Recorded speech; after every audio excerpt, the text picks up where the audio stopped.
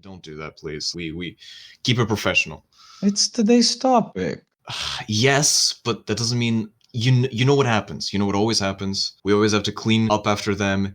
It's a mess. Okay, Aldrich, it doesn't mean I don't trust you. I mean, it does, but it means that I don't want to have to deal with that right now. Okay,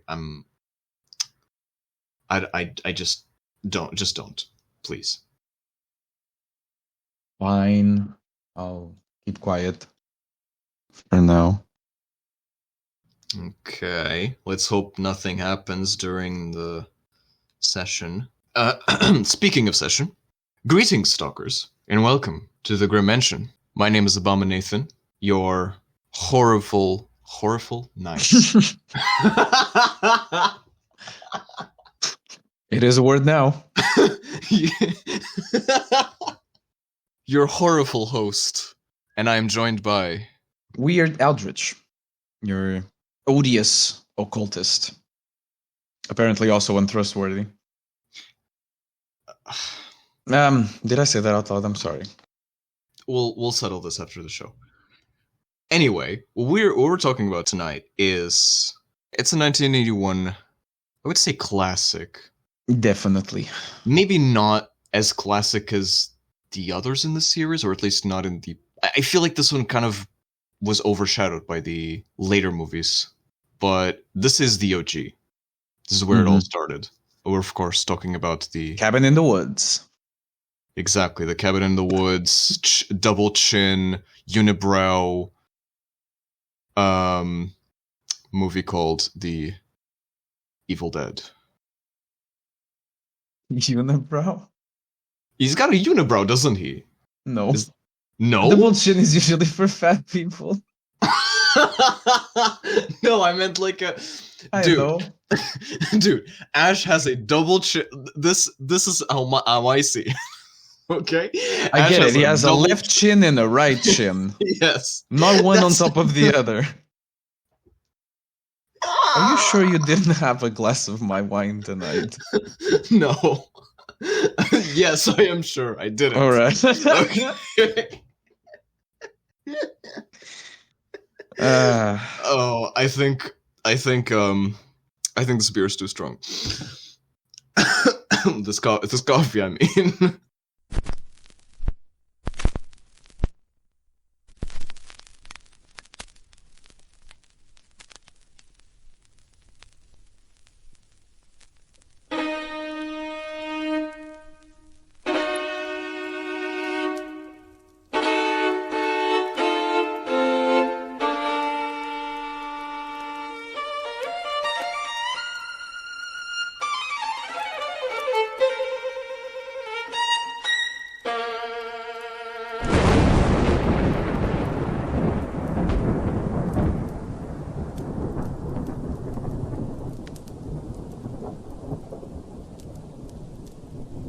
So, the candles are lit, the circles have been closed, and the words of power have been recited. Let us begin tonight's gathering. Shut up. So, how do we approach this? I love this movie. I know that if you talk to any other Evil Dead fan, they're probably going to tell you that this movie isn't canon, it gets retcon, blah, blah, blah, blah, blah, blah. Honestly, who cares about the canon? It's fun. It's a fun movie. That's all I'm going to say. It's what started the Cabin in the Woods trope. Yeah. This is what made it famous. Like, the movie was successful back then, I'll remind you. Mm-hmm. And even though we might look at it today and laugh, you can still tell that it was made with an objective in mind, and it didn't matter what kind of budget they were working with, and they were going to realize their vision. And I love that about mortal tenacity. No, yeah, I absolutely... I think we've said this a couple times in this show, but I love when a movie just sticks to a thing and then executes it and wastes no time with any sort of like dabbling into. Again, don't get me wrong, I love that as well. I love the more esoteric kind of philosophical takes, but this is just like, it's a cabin in the woods, people are there, and then happens. That's it. That's the movie. No, but let's do a little bit of a more I'm not going to say an in-depth synopsis, because again, there's not much depth here, but it's let's just go for it. Right. So there's these 5 students from some state or another. I think it came from Tennessee, Ash, wasn't it? I think so. No, they're from Michigan. I think they're going into Tennessee. Mm-hmm. And it's Ash Williams, his girlfriend Linda, his sister Cheryl, and a couple friend. Yeah, right. Scott and Shelly, boyfriend and girlfriend too, who are going into Tennessee, as we mentioned, into a little cabin in the woods for a spiritual retreat. I don't know if that's what they wanted initially, but that's what they're going to get anyway. Yep. Just as they get to this, not even getting to the state, they almost crash the car as the Oldsmobile blocks the direction and almost swerves into a truck. Oh yeah. The bridge that they needed to cross, it's on the verge of collapsing. There's a series of omens that indicate that this is not going to go down well for these guys. Yep, indeed. It is important to mention that in terms of personalities, we can tell that Scott or Scotty, he's I wouldn't say necessarily the leader of the group, but he's the more dominant person, and he's also seems to be the most irresponsible one, because he's also the loudest. Yes. He doesn't really care the fact that it's all creepy and stuff. He opens the there's this what do you call it? This chair, like outside. It's a swing. The swing. The swing that's like, it's beating repeatedly into the wall. Bam, bam, bam. And when he approaches the door, it stops. Okay. Grabs the keys, unlocks the door, and we have a look around this marvelous little it's a cozy little place. Yeah.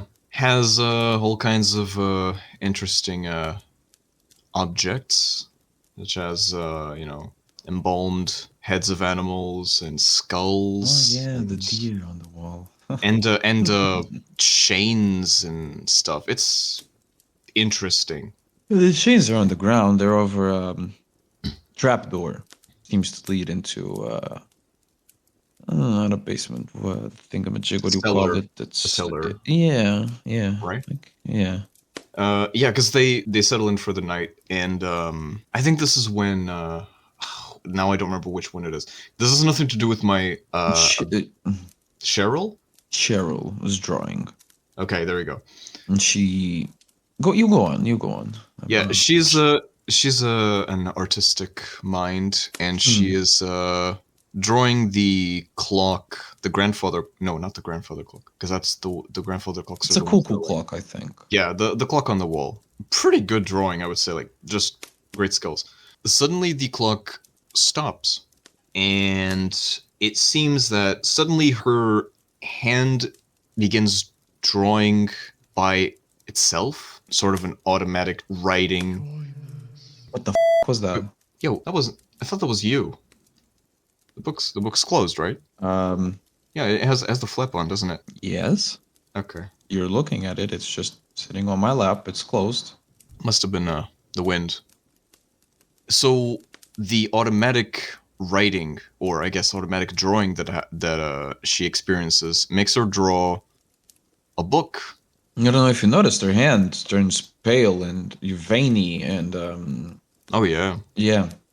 It's all weird. And also, like, it's not like a, when I say automatic writing, I don't mean like that kind of graceful, like forcing of the hand. I mean, forcing of the hand is a way to say it. She is grabbing with her fist. She's like completely destroying the pages. But yeah, she draws the face of her familiar friend. A book, leather-bound book, it seems, with a face on it. I think you can. I'm not entirely sure what happens next. Right. So she even tears through the paper, Mhm. And yeah, she, as you mentioned, she draws a book with a face on it. Yeah. She is disturbed by this incident, but decides not to mention it over dinner, which Right. is when the trapdoor just flies open. Was there something you wanted to say? No, yeah. That's it. That's it. Like Ash was like trying to say one of those. I don't even know what he was trying to say, and then the trapdoor just swings He was open. trying to say something like, be thankful for Mm-hmm. that they were there, and Yep. yeah, stuff like that. And then Scotty takes the flashlight and he decides to, because they have this weird ass exchange with, oh, it must be an animal. He's like, an animal. That's the dumbest thing I've ever heard. Yeah. And then he goes down there, and then he never. I mean, I was gonna say he never comes back. I mean, that's what it seems.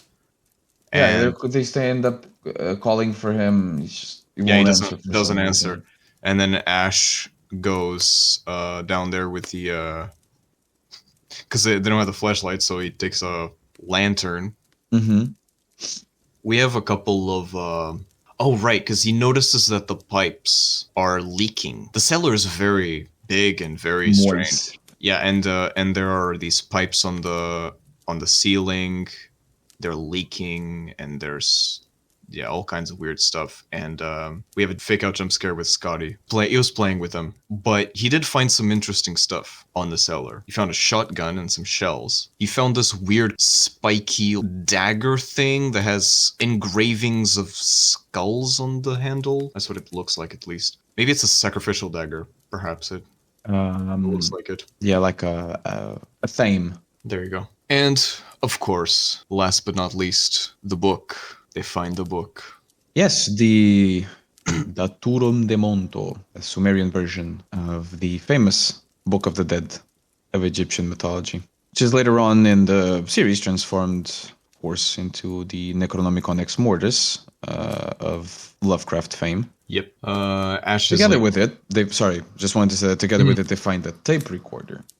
Right. With something on it. Yeah, and Ash is like, just decides to flip through the pages, and he finds that it's a very weird book that has a lot of, illuminations of occult rituals and creatures, and this is all going to be relevant, of course, later, but right now he's just confused. Anyway, they grab the tape recorder, the tapes, and they decide to listen to them. Which turns out to be a great idea. Yes. Let's call it the threshold that they cross and they can no longer turn back. How about we make things interesting for us too? Come on. I think I know this by heart. Wait. Tatra Amistrobin. What do you mean? Tantirmanov Manzinson Hazan Zobar. Wait, Eldritch, what are you doing? Eldritch, what are you doing? No, stop. No. What are you doing? Eldritch, give me the book. Kanda. Give me the book, damn it. Kanda. Stop. Kanda.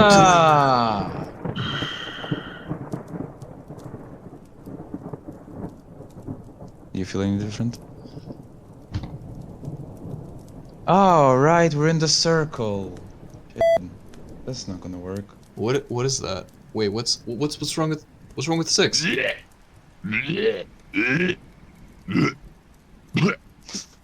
Oh no. Yeah, that's a new one. Listen, we really don't have any time for this. Now we okay. Listen, let me talk to it. I'll deal with it. You want to know what's coming? What did you say? Oh, I'll tell you. The tyrant struck a deal with the old order. Oh, it's prophesizing on us now. Okay. Thralls, get the axe. The sky is gonna fall on you, and then the door will open. Okay, that's not We'll good. all pour through. It's all your fault. Oh, God.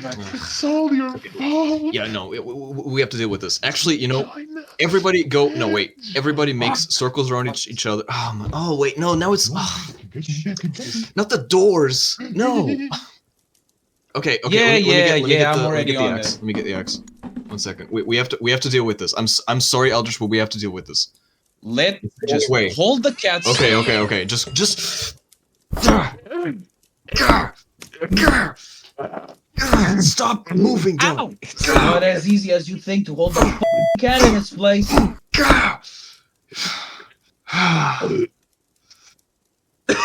Oh, now the curtains are on fire. Okay, 1 second. Okay. Where's the book? Give me the book. No, don't do anything with the book. Wait, Thralls, give me Okay. some bags. Let's clean this up. Put the curtains out.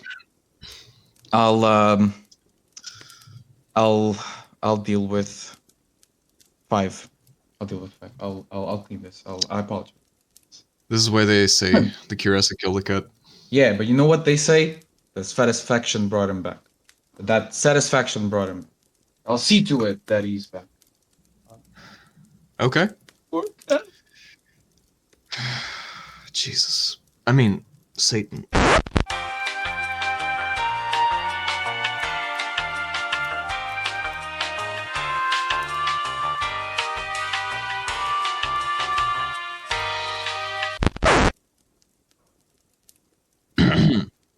That's one way to sober up. Yeah, anyway, let's pretend that didn't happen. Where were we? They after they read the incantation, there is a series of events that start happening. For example, Cheryl, who was the first one to feel the effects of, let's just call them deadites. She starts hearing some strange things in the woods and decides to check them out. Regretfully for her, the deadites can possess pretty much anything. And yeah. And they possess a tree and they do unspeakable things to her while she's at the woods. Yeah.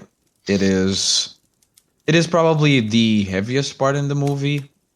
And honestly, I don't really. It's one of those scenes that it's like I don't really get why it's there, because nothing really of consequence happens. All you do is you've frightened her the fuck out, but like you could have done that another way. You didn't have to do that. I don't know. It's just Cheryl is shaken to the point that she wants to leave. Yeah. And she asks Ash, her brother, to get her the hell out of here.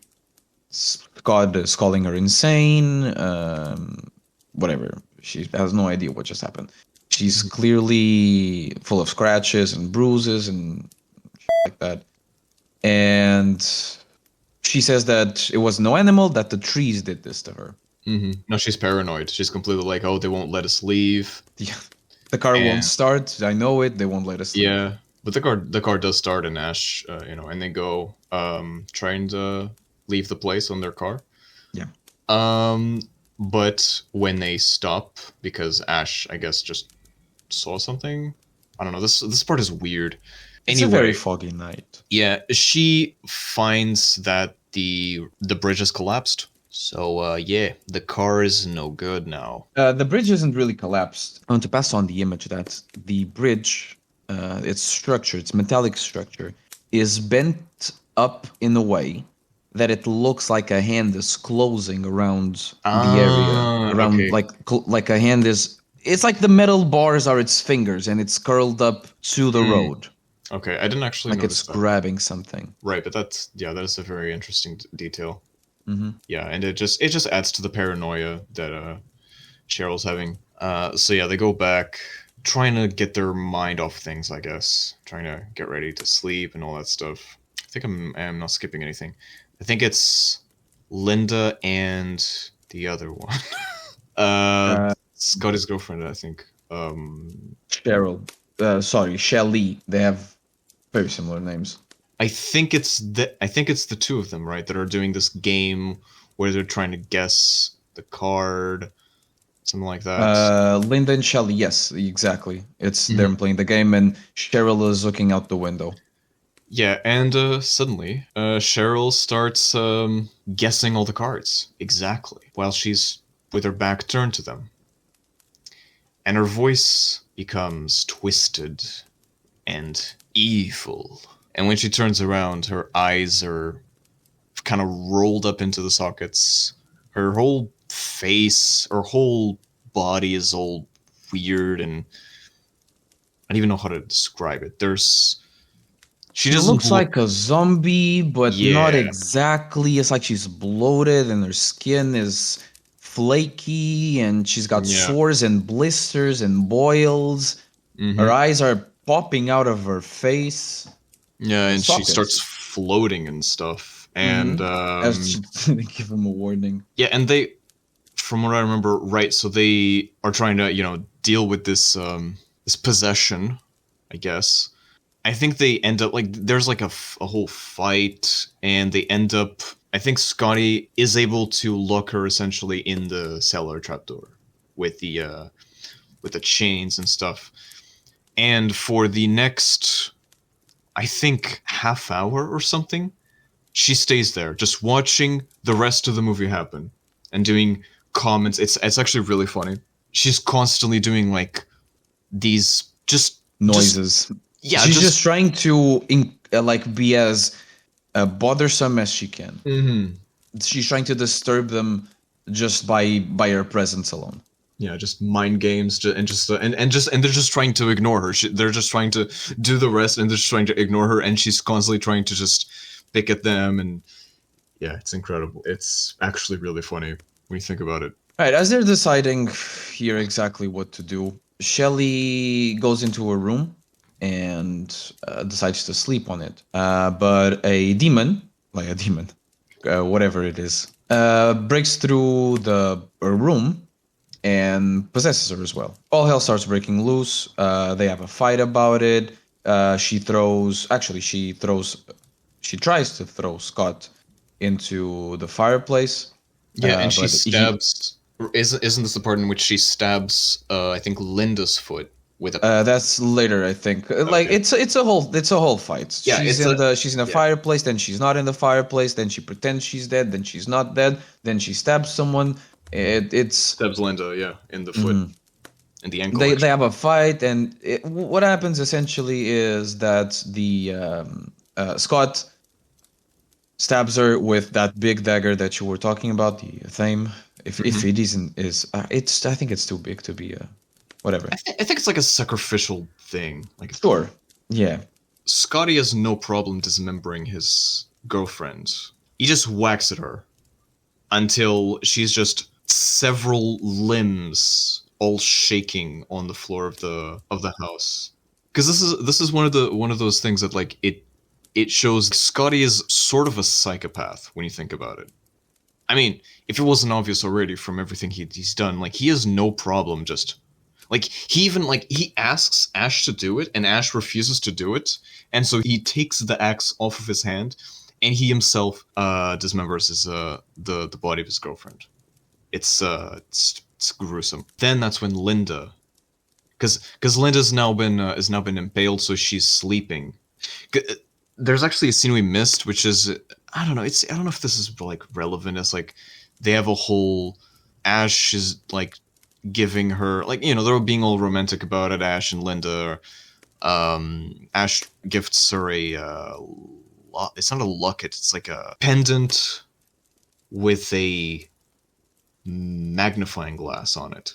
So anyway, yeah. So Linda's now sleeping. I don't remember what they do with the limbs of the other girl, but They bury them. They're like a shallow grave. That I remember. That's when they Okay. come back and Yeah, Scott says that he's going to find a way out tonight. Then Ash goes to check on Linda.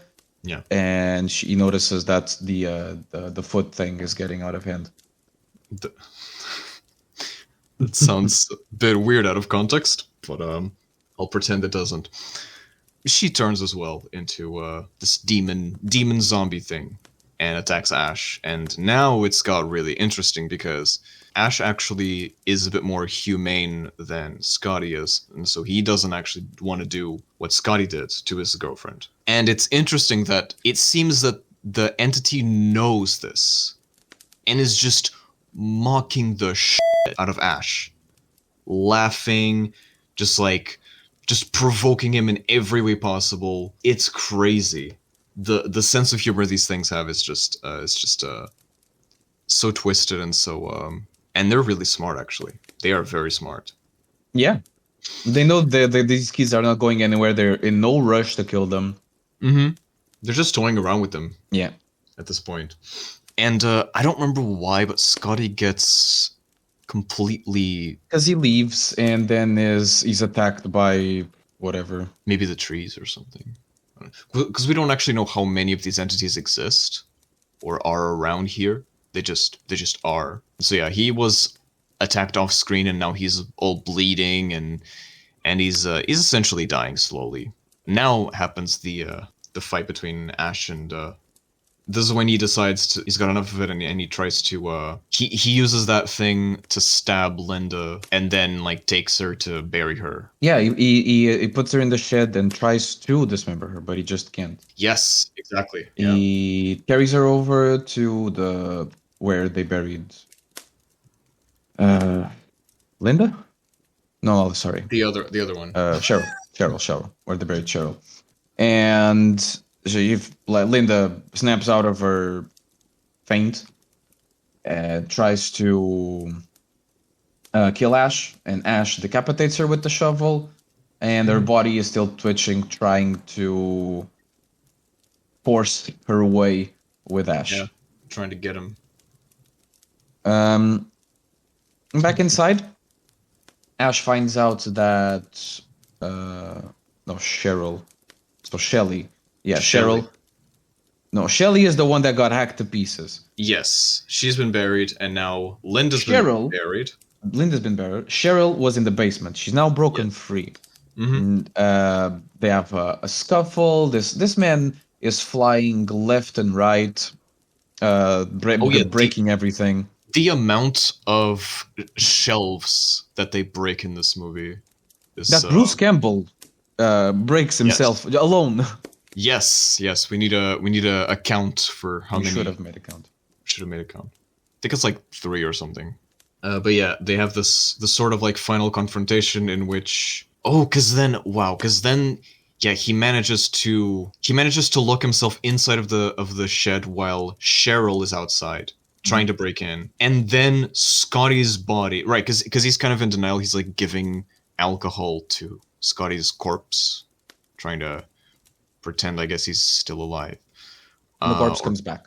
The corpse comes back and attacks him. Yep. And then Cheryl manages to get inside, and now he's 2v1 against these zombie things attacking him. He decides that he needs bullets. He goes into the basement.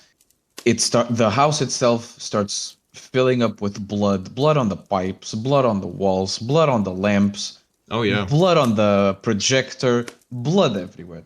There's a scene that I didn't actually understand, which was he sees a mirror and he reaches out with his hand to touch the surface of the mirror, and his hand passes through it like it's liquid. Yeah, it's a very short thing. It just shows up. It's kind of there, and I don't know if it's supposed to mean something or if it's just a random thing that they thought was interesting. Well, it's pretty inconsequential to this movie, though. He's losing his mind, essentially. Yeah. And yeah, it's at this final fight, Cheryl manages to grab one of the, like, they essentially manage to pin him down on the ground of the on the floor of the main room of the fireplace, and he notices that the Book of the Dead is right there on the floor. He must have knocked it down when he knocked down all of those bookshelves. He has this idea. He grabs the locket thing that he gifted Linda, and he uses it to try and grab the book, and then he manages to get a hold of the book, and then he throws the book into the fireplace, and the book catches fire, and everything starts screaming, and we have this very interesting shot, which I was very surprised.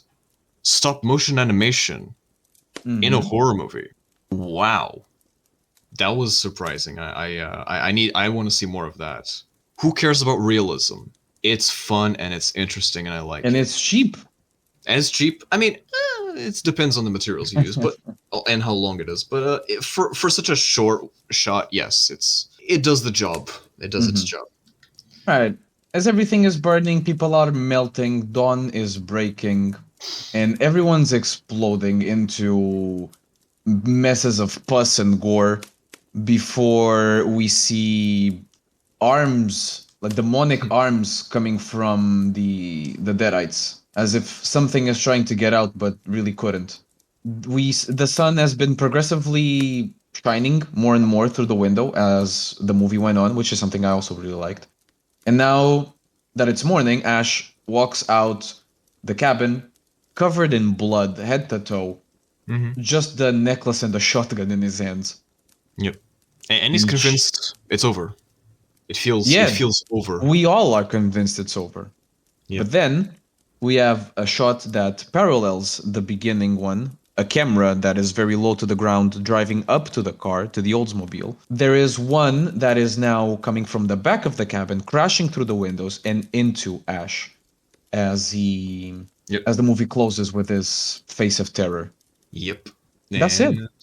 That's it. That's the it. movie. It's pretty straightforward. I think it took us more time to handle that little incident. Well, it's taken care of now. I'm sorry. Poor. I actually feel bad for the cat. For once. We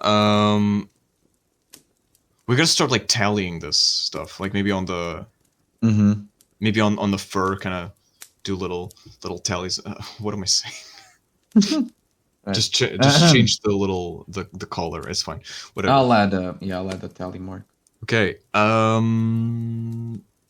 So that was the movie summarized. Now on for some analysis, shall we?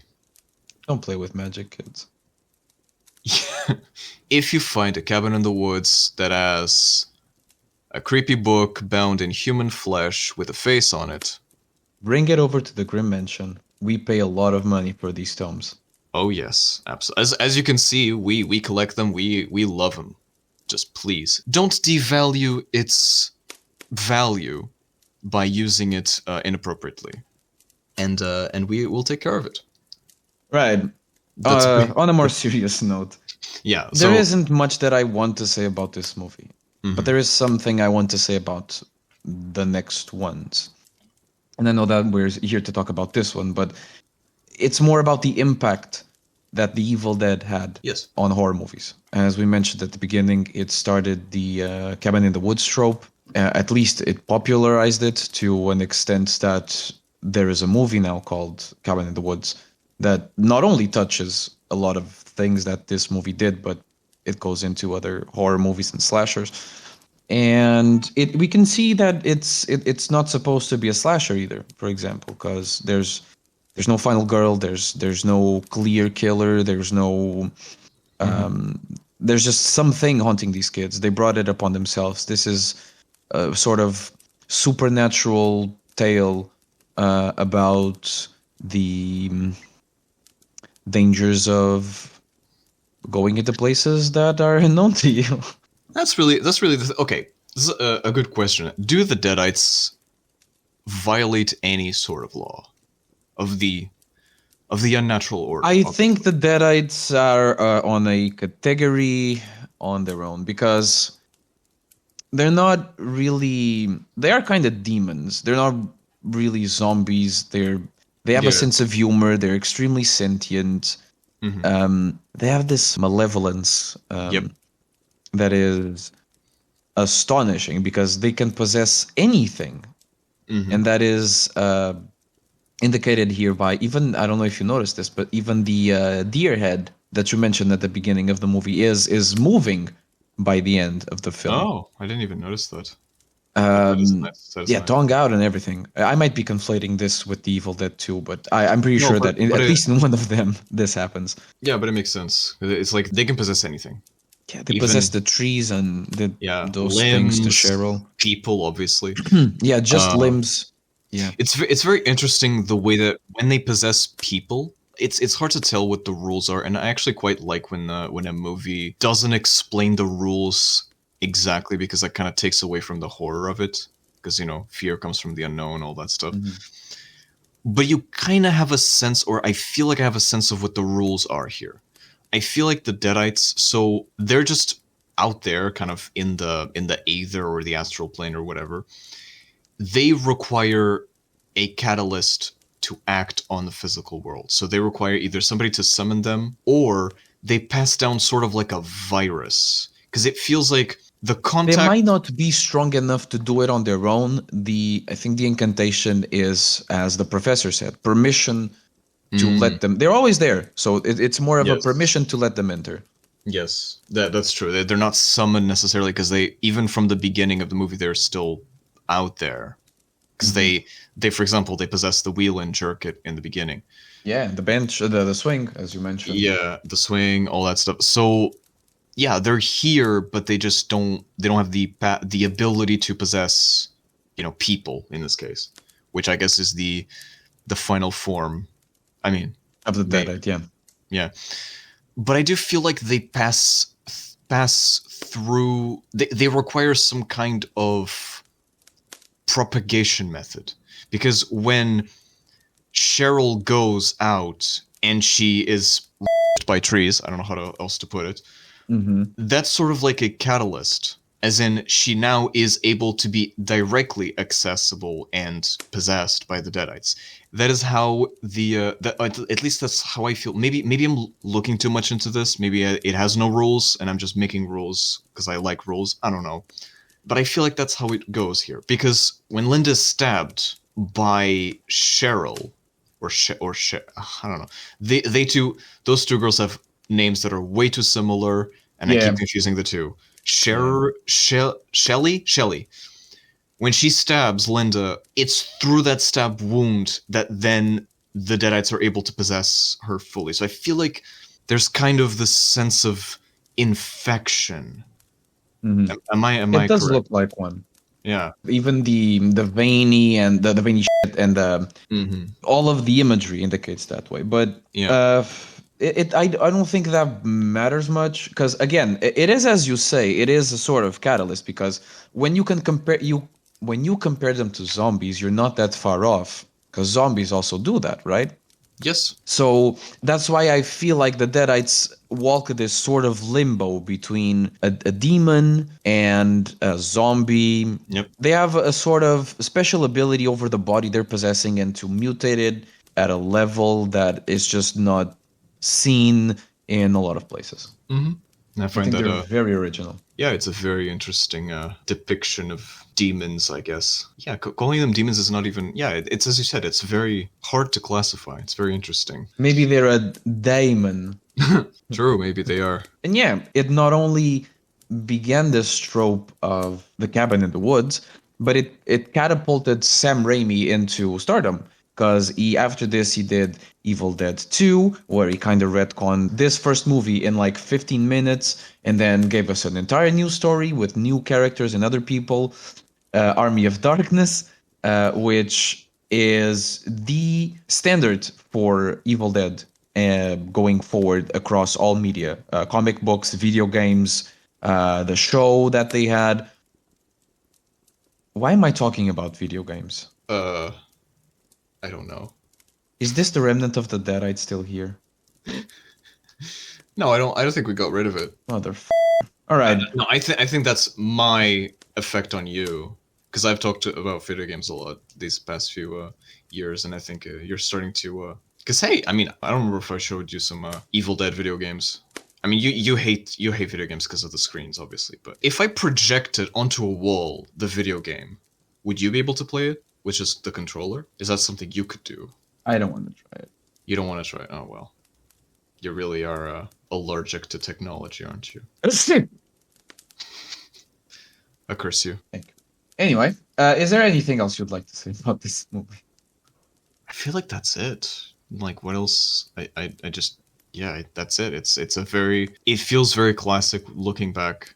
It set the tone for so many things going forward, and I also enjoy the fact that it turned comedic really quickly, which it's kind of like it's one of those things that like usually that happens, but horror series, they try their best to stick to that original, that essence, even though after like the second or the third installment it's completely butchered. It's unrecognizable. But I think with the Evil Dead, what they did is they embraced that. They were like, okay, This started as horror, but now, because you already know all the rules, you already know, Ash, he's got a chainsaw for a hand now. You got a chainsaw. Like, let's just make this fun. Let's just make this like action, like dark humor. Like, yeah, and I think that's what they did. And I appreciate that of them. Like, they weren't trying to be anything that they were not. They were just like, yeah. So horror comes from the unknown. So once you get rid of the unknown, once the unknown becomes known, you gotta start making, I don't know, dick jokes or something. You gotta take it to the next thing. And I think I like it. I think it's really nice. No, yeah, it proves why it is so. Sorry, it proves why it enjoyed such longevity. Groovy. Exactly. I don't think they say that in this one. No, not in this one. Anyway, is there? Right. No, I think I think that's it. I think we that's said it. It's just a personal favorite here at the Grymm Mansion. Absolutely. Final rating though. I'm going to give it a let's say 7.5 cabins out of 10 woods. I was gonna say chins, but that works All too. right, that works. Okay, 7.5. I think it's a fair. And only because the second one is better, but it's just a matter of opinion, taste, I guess. All right, you go. So yeah, so the candles are out, the circles have been erased, and we will let silence reign once again. The Grymm Mansion is closing its gates. Have a most horrible night, and we'll see you next time.